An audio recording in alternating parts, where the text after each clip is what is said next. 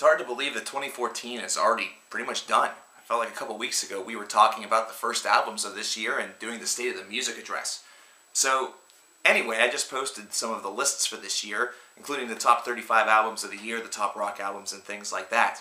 And there have been a lot of squabbles about some things that weren't on the list. Whether it be, stuff that people felt should have been there because they thought it was better than I did, and then there's a lot of things that I actually didn't get a chance to review this year. So for the first time ever, I'm actually going to do a top 10 albums that I missed list. Now, for a lot of the other stuff, just remember the rules of those lists whenever they were posted. I had to review it in order for them to be on there. So if I didn't review it, then I didn't include it. So it very well may have made the list had I done so. But that's what prompts this list. Why didn't I review some of this stuff? Well, I'm going to get that idea out of the way right away. Unlike in years past, I've actually been working a much more heightened work schedule at my other job, working at the music store, than I have in years before. This is one where I've been elevated to management, and so I'm spending a lot more time there and doing a lot more things. So more hours of my week are actually dedicated to being over there as opposed to what I was doing before. It's a workload that really takes about, another 12 to 16 hours sometimes, as opposed to what I was doing, say, this time last year, whenever I was doing only about 26 to 28.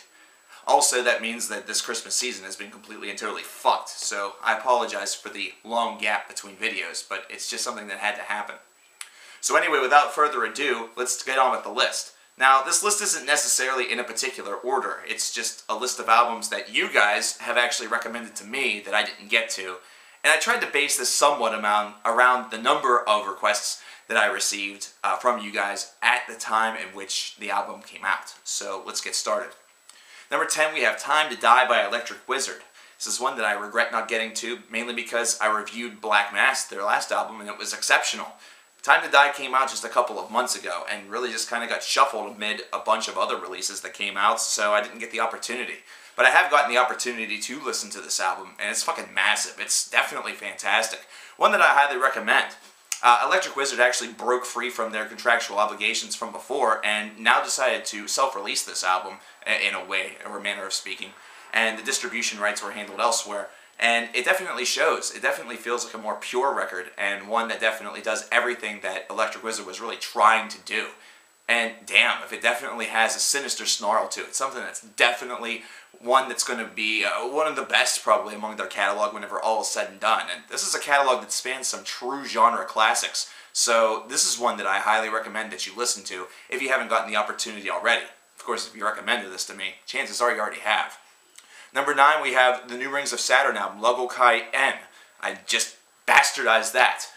Everybody always wants me to review Rings of Saturn. I did that with their last album, and more people criticize my pronunciation of the album than, what I thought of the album. This is one of those hot-button bands that everybody always wants me to touch, and it's one that always gets a lot of critique and gets a lot of shit, but that's okay. This is one I just simply missed. It happens. But this is an album that definitely showcases their ability to really progress as a band, and one that definitely showcases their trademark fury and their trademark instrumental prowess to its highest degree of satisfaction for the listener. Everybody also wanted me to talk about what they have now dubbed Rings of Saturn Gate, based around the recent events of the past couple of weeks in a Coverkillernation Reacts video, but because of my work schedule around this time of year, I didn't get a chance to address that. It's pretty fucked, but hey, what are you going to do? Internal politics is just something that happens within a band. Take a look at Metallica, or Megadeth, or a lot of other bands. Anyway, let's move on. Number 8, we have The Quantum Enigma by Epica. This is an album I still have not gotten an opportunity to listen to, which really, really sucks because I've had a lot of people give me just tons of requests for this one. From what I've been told, this is a great album. This is one that definitely could have maybe peaked into the Album of the Year list had I gotten the opportunity to check it out. And it's one that actually, whenever it first came out, it almost passed right past me because, for once, this was an Epica release that didn't appear in my store instantaneously whenever it was released. It was instead one that I had to special order for somebody. It was one of the only ways, aside from you guys, that I was able to know that this is even released. So that's unfortunate because usually I'm a little bit more on top of things. It took me a couple of weeks in order to get my schedule all ironed out, but this is a great disc, and I'm going to get around to it eventually. Whether or not I get to review it, that's going to really remain to be seen, but it's one that I definitely regret missing, and you guys have definitely let me know it. Number 7, Earthborn Evolution by Beyond Creation. Beyond Creation is a fantastic band. I've reviewed an album of theirs in the past and was totally blown away by it. In fact, I think it even cracked the top 35 list if I recall. I can't remember all of these things. But at the same time, this is a follow-up that I easily could have, reviewed and definitely would have been impressed by, because I've heard a couple of cuts and it's once again Beyond Creation doing what they do best. In fact, there is somebody that I do know that has a really, life-size crush on the band, and that's Make Me Bad 34. Of course, most of you know him, either that or by his name of Damien. And yes, this is a shout-out. He's definitely a huge fan, and I'm definitely a huge fan of his, so definitely check out this album, and you probably already checked him out, but if not, you should do it. Number 6, we have Opalescence by Abysmal Dawn. This is one that I actually had in my hand, ready to review, and then put back for something else, because I don't know why. But at any rate, this is a great album from a band that has definitely gained some traction within the community, and it's one that definitely showcases how they're able to mature as a group and how they've been able to mature as a group.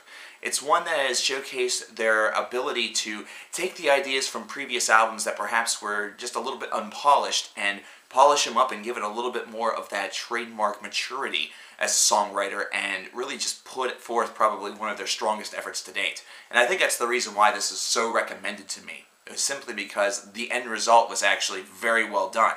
This is an album I got to about a month too late and just never had the opportunity nor the time in order to give a full-length review of. But this is definitely one where, even if it didn't make the top 35 list, it probably would have been an honorable mention or something like that, because it is really strong. So there you have that. Number 5, we have Clearing the Path to Ascend by Yob, or Y-O-B. And this is a group that really, I think, was best handled by anybody else who did. And it's nothing against the band, it's nothing against anybody, it's really nothing even against me. I just feel that whenever it comes to metal of this variety, there's a couple of folks that just handle this a whole hell of a lot better. One of them also, Runner JMA. That cat really knows his shit whenever it comes to stuff like that. I don't think I've ever reviewed this band before, and if I did, I certainly don't remember it. I kind of, regret balking at the opportunity to do so, but once again, time is a bitch. But at the same time, I also would really like the challenge, so if you see me do a classic cut or something like that, if I just invent a brand new fucking series for this and actually, go back and do one of these albums and review them, definitely check it out, because I'm interested in giving this shit a try. But at the same time, I also don't want to take away, the views and the potential for another reviewer, because this is hard work for them as well. It's not just all about me. So definitely check him out and check his reviews out as well. Number 4, we have Avatar with Hail the Apocalypse. This is a band that's definitely gained a lot of momentum, and I've listened to their stuff before, and I was shocked in fact, to find out that I've never done a review of any of their albums. I actually had to do a search right before I did this video to actually confirm that, because 1,200 videos in, you kind of tend to forget what you've done. At the same time, though, I've heard that this is a great disc, but I've never had the opportunity to listen to it, so I'm going to definitely have to take your word on it at face value. But they're a great band. This is a band who I've heard work from, and I've always enjoyed it, so I'm assuming that it's definitely got to be great. Number 3, we have Evergrey with Hymns for the Broken, and this is probably my largest regret.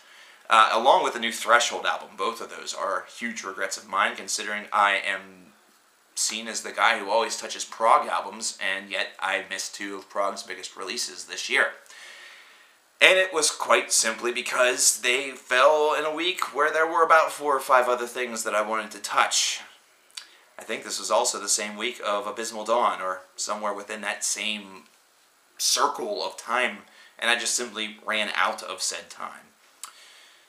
Man, it's a big regret too, because Evergrey definitely would have cracked the top 35 list. In fact, there's a good potential that this would have made the top 15.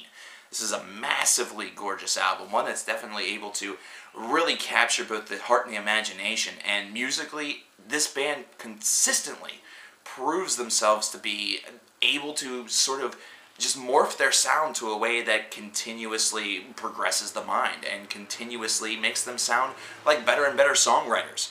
As for Threshold, they're just consistently solid. They always have a strong message behind their lyrics, and their musicianship is always top-notch. These are 2 top-tier progressive metal bands that you should definitely check out if you haven't already. Now we get to the big guns. These are probably two of the albums I've gotten the most reviews of, and probably two of the most requests, not reviews.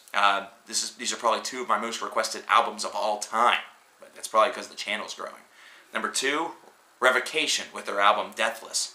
And man, this is another huge regret, considering whenever I listened to their self-titled last year, I definitely said that I felt that the best was yet to come, and here is my opportunity to potentially be proven right or proven wrong, and completely and totally didn't do it. It's a terrible thing. It's one that I definitely have to examine, and it's a review that I still have to do. It's one I'm going to have to do regardless of the fact that this year is going to be over or not, because I do have an ego and need to know whether or not I was proven right. No, it has nothing to do with that. I just really want to know whether or not these guys actually did have the best be yet to come since their self-titled release from last year, or if this was simply a bit of a step back, considering it was such a quick release after such a very important album for Revocation. From what I've been told, it's amazing. It's great.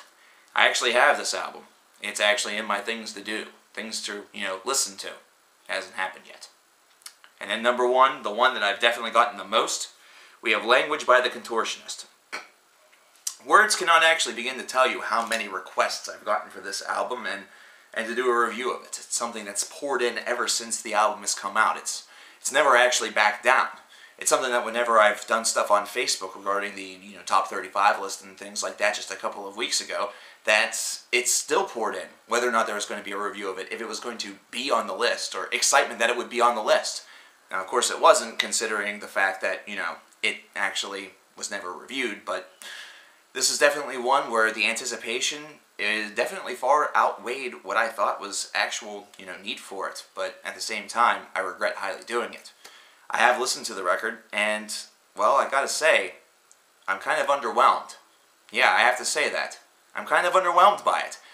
Now, granted, whenever they do some of their softer stuff, some of their more harmonious stuff, it's great, but whenever they actually take that heavier edge, it kind of takes something away from it. This is something where that balance feels a little bit off kilter on this disc, and it definitely doesn't hold the same genius level of presence as many people seem to really feel, which, hey, I'm glad that you guys feel that. I hope that you guys all went out and, picked up the album and definitely have been enjoying it ever since. This is one that I recently picked up myself and was really, had very heightened expectations for. But whenever it happened, I really don't even know if it would have cracked the top 20. Yeah, it was a decent disc. And, well, I shouldn't say decent if it was going to be in the top 35. But it wasn't that legendary god tier like some of the other albums that we've heard this year. To honestly say that an album such as Language was better than, say, a Blind Rage by Accept, either that or The Year the Sun Died by Sanctuary, is just preposterous. And that's taking nothing away from the Contortionist, who probably wrote one of their strongest releases. The band just feels like they still have a lot of ground that they can come to, and a lot of things that they can still explore in order to really make that classic, one-of-a-kind disc that I really think is within them. I really think that the Contortionist has the potential to release an album such as Colors by Between the Buried and Me. It's just something that hasn't quite materialized yet, but this is probably the album where they've come the closest. Well, there you have it, guys. 10 albums that I'm regretful that I missed, and I thank you, as always, for all of your requests. I know a lot of you probably get a little bit upset that some of them never materialize, but you have to understand that time is kind of a terrible thing. And if I was doing only this for a living, then I'd have absolutely no excuse, but considering I have other responsibilities in my life, I try to get to as much as I can, when I can. I've encountered a lot of problems this year, a lot of things have kind of not gone my way, but that's no excuse either. I'm going to try harder in 2015 to get to more of your requests, and to get to more albums in general. So, I'll talk to you guys then. See ya.